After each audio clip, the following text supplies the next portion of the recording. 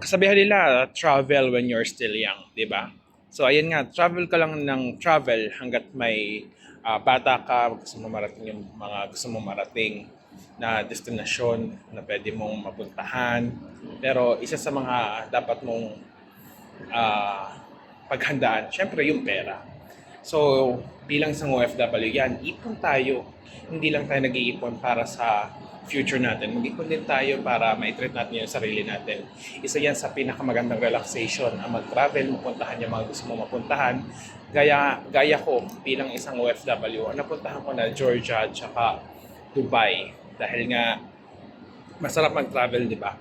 Nakaugalan namin mag-travel lalo na kapag long weekends dito sa Kuwait. Kasi nga kapag long weekends, lalo na pag nagtatrabaho ka sa office, ma mafe-feel mo yung mahabang bakasyon. Kasi dito, kapag walang pasok yung government, walang pasok sa office, so may enjoy mo yung mahabang bakasyon. So usually, yung ginagawa namin, 3 days to 5 days kami sa gusto namin puntahan.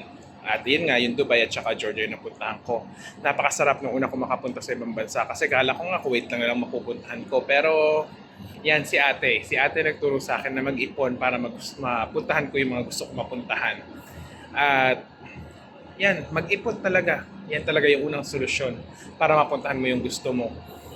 At para naman ma-relax ka, hindi lang po kasi puro trabaho. Kailangan ma-enjoy mo din yung mga bagay na dapat mong ma-enjoy. Napakasaya kasi naturuan ako ni ate na mag-ipon at mapuntahan nga yung mga dapat mapuntahan. Napaka full feeling ba? O di ba? Ang sarap sa feeling na hindi ka pumupunta sa isang lugar para magtrabaho. Pumupunta ka sa isang lugar para mag-enjoy, makita yung mga magaganda nilang destinasyon. Though para din naman siyang, hindi naman siya katulad ng Kuwait. Desierto din siya pero mas nai-enjoy ko yung ambience sa Dubai. At ang maganda dito sa Dubai, alam mo yun, yung napakalinis ng lugar na to. At saka makikita mo yung maunlad na buhay dito sa Dubai kasi pero alam mo yung Dubai the more na mas maunlad siya, the more din na malaki talaga yung gastos mo sa Dubai. At ayan nga, ang masarap pa dito dahil open country nga to, natitikman mo yung mga bagay or yung mga pagkain na hindi mo natitikman sa Kuwait. Bilang isang Middle Eastern country, ay yung walang baboy, walang alak. So natikman namin yung alak at saka baboy dyan sa Dubai, 'di ba? Ang saya, 'di ba? Hmm. Nakakamiss kasi bilang OFW sa Middle Eastern yung baboy. Wala kasi nandun eh. At saka ayan, yung na-enjoy namin yung mga rides at saka yung desierto. Kasi kung dito sa Kuwait walang ganyan. Boring. Charing lang, hindi naman sa inaano ko pero kasi kung ikukumpara mo, wala talaga Kuwait. Maganda talaga yung ano ng Dubai. At nahihilo ako dyan sa sasakyan na yan, yung safari. Sa safari yan eh, ang saya-saya. Pero, alam mo yun, nakakapagod na nakaka-enjoy. Pero, wala, enjoy lang. O, ayan, pumunta kami nga sa safari, may pasayaw pa si Manenay, o. O, diba? O, sige, igiling mo, o, ihataw mo, o. O, sige, belly dancing. Sexy niya, no? Sana all. Charing lang. At ang maganda dito, nagta-travel ka with your friends. At yun nga, masaya sa feeling na nai-enjoy mo yung buhay, nai-enjoy mo yung lifestyle mo bilang nagwo-work sa ibang bansa at nakakapag-enjoy ka na nagta-travel ka.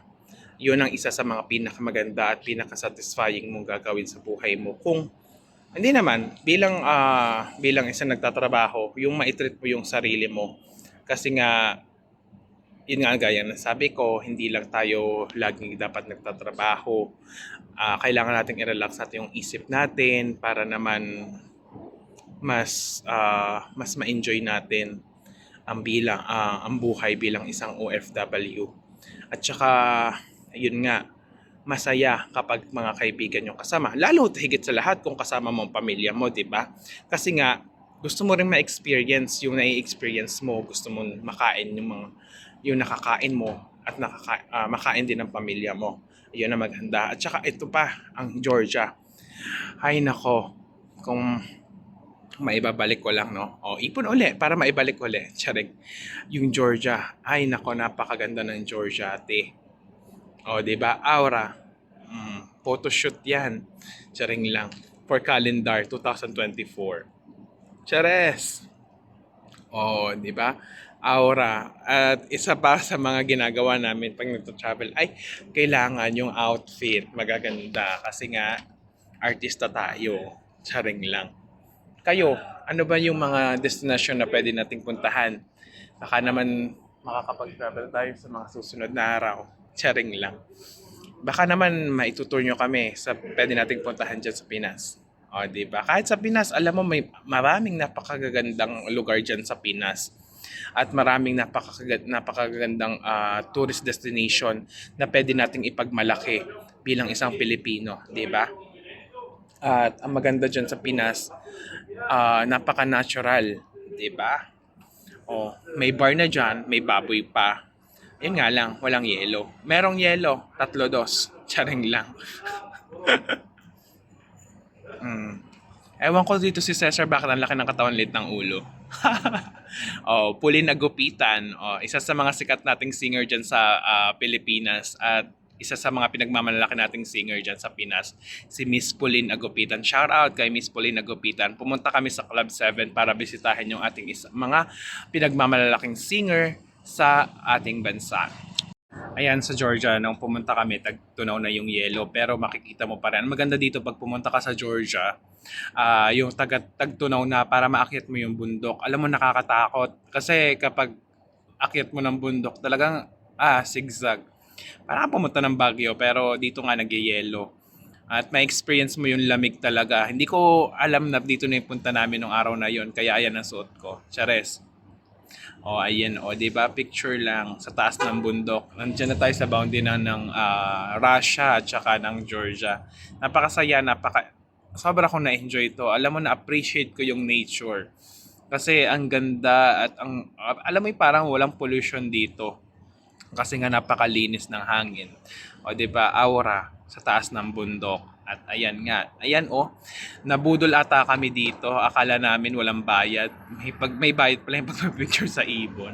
Yan nga, kasama natin si Ate Giselle. O, di ba? O, ayan Aura. O, PY. Chareng lang.